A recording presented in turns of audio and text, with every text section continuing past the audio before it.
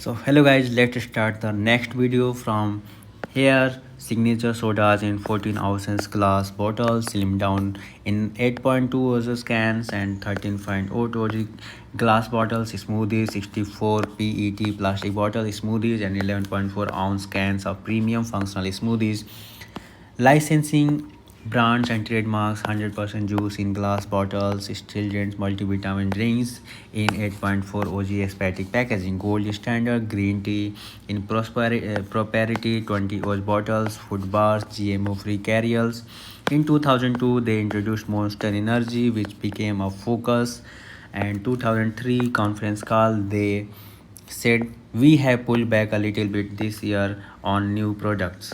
They were very crafty in how they approached it. Yoda writes with their 2002 annual report revealing that I am in connection with the development of new products and flavors. Independent suppliers bear a large portion of the expense of product development, thereby enabling us to develop new products and flavors at a relatively low cost. Without any internal manufacturing, it was easy for them to test out different products in different packaging because they were not bogged down with finding the time and money required to run a factory.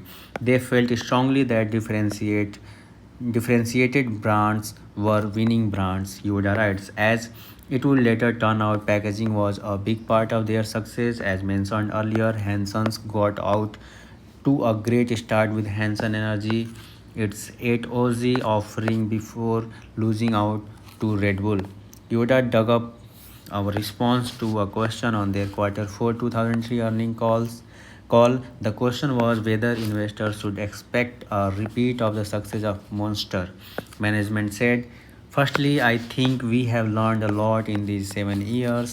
When we started in energy, we came out, we competed initially with Red Bull. At that time, the size of the company was such that we probably didn't have enough manpower and marketing to put behind the brand. In hindsight, we probably should have put more behind it. Red Bull spent for many years disproportionately in the market to their sales in order to stabilize the brand, and they did a good job. In introducing Monster, Hanson did not repeat its mistake.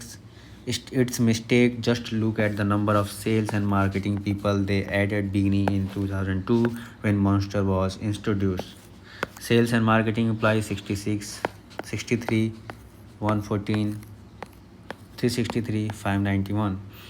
They spent heavily on promotions, marketing campaigns, and sales and marketing employees. Yoda writes, Monster and Rockstar entered the category at about the same time in the 16 OG niche,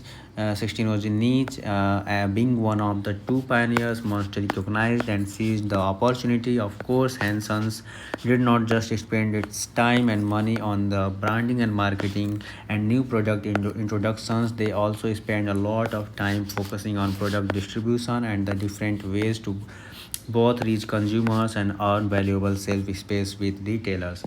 In its early years, in many ways, it would be appropriate to call them a think tank. Yoda writes, they tried different ways to reach consumers for their Juice Slam product. They partnered with Costco with their E20 energy water. They tried to sell directly to retail customers. They even put in the lowest bid in a WIC program similar to food stamps that gave them the exclusive right to make 100% of the allotted apple juice and mixed fruit juice that the program offers in WIC approved grocers. The WIC contract got them in grocery stores that hadn't stocked the company's product before it opened doors in other words for Hanson's product and for ways to create brand awareness. When they decided to roll out a new energy drink line, Lost Energy, they again experimented. Instead of going through their regular distribution channel, they decided to use Dr. Pepper 7 Up network. They also took advantage of their brand identity. Their studies showed that drinkers of 16 OG energy beverages tended to be men. Yoda writes, no surprise given their black can and beer cloud. They also found that using words like sugar free and diet were perceived to be feminine, along with the light white silver colored cans. According to their data, so when introduced their Diet Monster beverage, they kept the can black, changed the M to blue, and name it low carb. It was an instant success. Another genius aspect of Monster Low Carb was that it was a much easier sale. As Monster itself was already very popular, they figured out that the only way to get shelf space for a second product is to make sure your first product is in very high demand. And without shelf space for your products, you are just a couple of people with ideas, Yoda rides, and a warehouse full of beverages. Monster Low Carb was one of the first rollouts that really needed almost no promotional support. This was all this was all part of the effort to create a brand which is particularly important in beverages. This all started to pay off in rapid sales growth. Net sales 19 to 1, 180, 348 to 65 in just 4 years. Gross profit margin 38, 39, 40, 52. But there is an even more exciting part. Yoda writes, if you have a brand that catches on, grows and hits scale, the costs start to slowly unwind. Note two things from the above. Net sales grew to a larger percentage of gross sales. That reflects promotions Monster no longer needed to offer, as Monster was now a well known brand retailers wanted to carry. Gross profits at the percentage of net sales also increased as their co-packers and distribution partners started to see them as a good customer and offer concession to stay. This is a pretty potent cocktail and led to the dramatic rise in share prices. Yoda writes, look at the effect that this extra margin has on bottom line. Operating income, EPS, shareholder equity is increasing. The ROE is increasing from 10 to 43. The operating income increased from 5,000 to 158,000, and the net income from 3,000 to 97,000. Then earning per share from 0.04 to 0.99. For all the detailed financial analysis in this case, the essence of the deal is right. Here is this table. You see a rapid increase in sales, rising profits, rising ROE. We will get to ROE in chapter 6. If there is a detectable formula for 100 bagardom, this is it. You could have bought shares in 2004 well along in the story and still made 100 times your money. You didn't have to do all the deep financial work in display here. In fact, it probably would have helped if you didn't, because a lot of smart financial people said it wouldn't work. But more on that in a bit. It is easy to see the business quality when studying the above table. Yoda writes, so why didn't everyone get rich? Very few people followed the story and early on in a list of conference calls. And even if you knew the story, you had to hold on. Even if you looked silly, and even if sophisticated people told you it wouldn't work. The Value Investors Club is a widely followed stock research platform full of sophisticated people. And in 2005, an anonymous author posted Hanson's as a sort that is betting against it. This poster had won the VIC competition 3 times, which Yoda believes must be one of the best records ever. So he was not some unknown in damning Hansons. The write-up was well received by this distinguished group of investors. Yoda writes, one even chimed in, no strategic player is going to buy this company. It is a clearly overvalued marginal player in a fad business that has a very average brand with no distribution edge. The author wrote this up at a split adjusted price of $6.31. Not only Did Hansen never trade as low as 6.3 again, but inside of 12 months the stock was at $26. The company changed its name to Monster Beverage and its now signature product in 2012. Looking at historical results, it's interesting to note that Monster never really got expensive despite its reputation as a high flyer. Its price earning ratio was never out of line with its growth rate. Monster shows us the power of high sales growth, building a brand, the potent mix of high sales growth and rising profit margins and rising returns on equity. It also shows you how independent minded you had to be. There was no shortage of smart people telling you why Monster wouldn't work, but it did work in in spectacular fashion. So now the story of Amazon. Next up in the name is a name that will not need much of an introduction. Amazon, an online retailing giant, was a hundred bagger more than twice over. Thomson Clark, one of the analysts I mentioned earlier, prepared the case study on Amazon. What he found will surprise you. He is cracked the code of what makes Amazon great. Amazon was one you could have bought right out of the gate. Shares started trading in May 1997 after adjusting for stock splits. Your effective purchase price was $1.5. Before the century was done, you had your 100 bagger. Thomson's writes shares hit a high of 221 in April of 1999. Your gains were a cool 14,146 times. But that return was slow, so fleeting, it doesn't count for purposes of our study, which uses year in data. Amazon wouldn't see a price that high for more than a decade. Amazon was, as you might imagine, not spared by the dot-com burst. Thompson points out shares fell back to earth, touching single digit by the middle of 2001.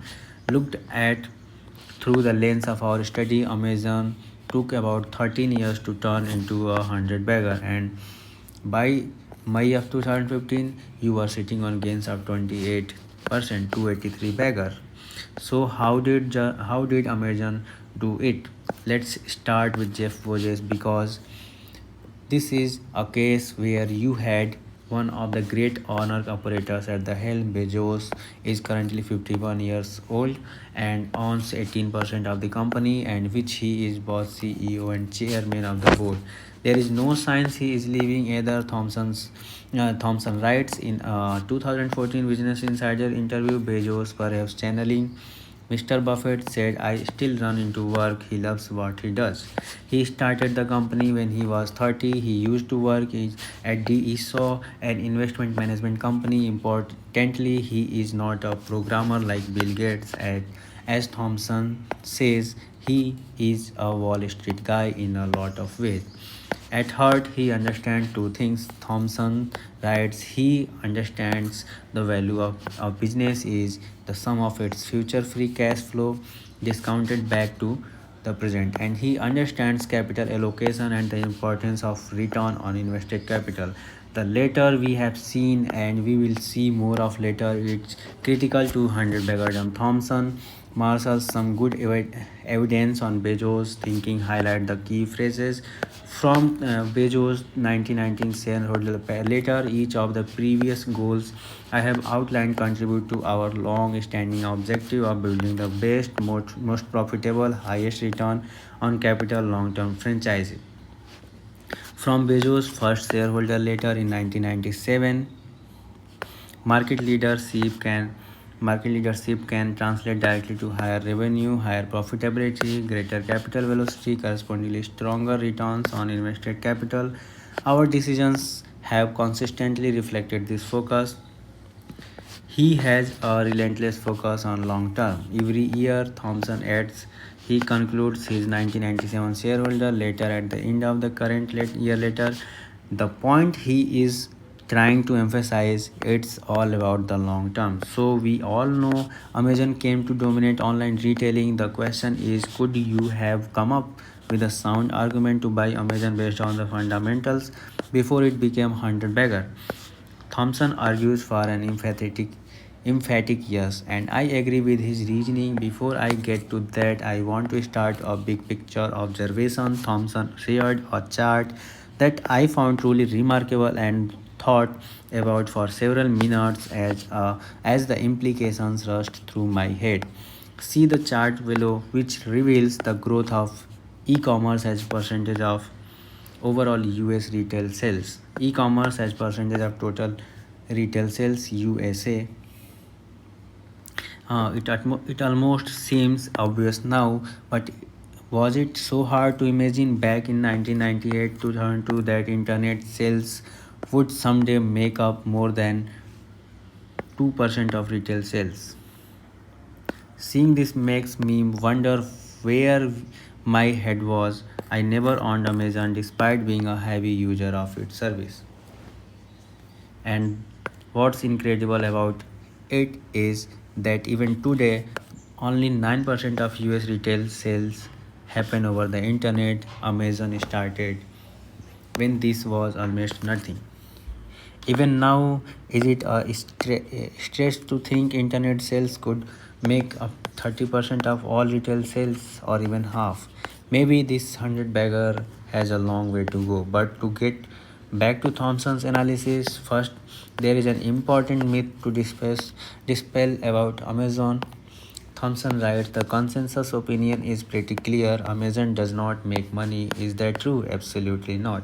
Remember Bezos' first shareholder letter in 1997? He emphasized return on invested capital and investing for the future. One way Amazon does this is by spending a lot on research and development, which is a form of investment. I went through Amazon's historical results, Thompson wrote, which by the way was fantastic. Sales have grown at compounded annual rate of over 40% since the 1997. So here again we see those important ingredients: growth, and more growth. Looking at Amazon's reported of operating income, it doesn't look profitable. Thompson continues on 88 billion in 2014 sales. Amazon earned almost measly 178 million in operating income. That's a razor thin 0.2% margin. Adding back R&D, however, paints a completely different picture. In 2014, Amazon spent 9.2 billion in R&D. Adding that back to operating income, Amazon generated adjusted operating income of 9.4 billion in 2014. That's an operating margin of 10%. Very impressive. And what's even more impressive is how consistent this trend is. Thompson created the table on the next page. Adding back R&D may sound crazy, but the point is to think of R&D as investment in this case. This is a long story to debate in accounting circles about how to treat R&D. Should it be expensed against sales, or should it be capitalized on the balance sheet like property and depreciated or amortization over time in bits? My higher level point is simply that Amazon could have been profitable if it wanted to. Thompson writes, if it wanted to show earnings, it could have. It didn't. The layman who might be interested in buying Amazon stock would certainly be turned off by its lack of ever being profitable. Well, if you back out R&D, effectively backing out capex, you see how profitable it really has been. He recognizes to do this properly, you had want to amortize those R&D costs over some time period, the same way a firm would amortize cost spent on equipment. There is some component of R&D that is essential to keep Amazon going, but there is also a growth component that helps generate future sales. What is the mix between growth and maintenance R&D? Thompson asks. No idea, but it's important, and but it's an important question and worth discussing. For purposes of this exercise, let's Just look at R&D as an investment Amazon makes to grow its business since 2003. As Thomson notes, operating margin excluding R&D has been almost 10%. Now, could a savvy fundamental investor ever had made the case for Amazon? Thomson are sure. So, guys, I will end the lecture here, and from this place, I will start in the next video. Thank you.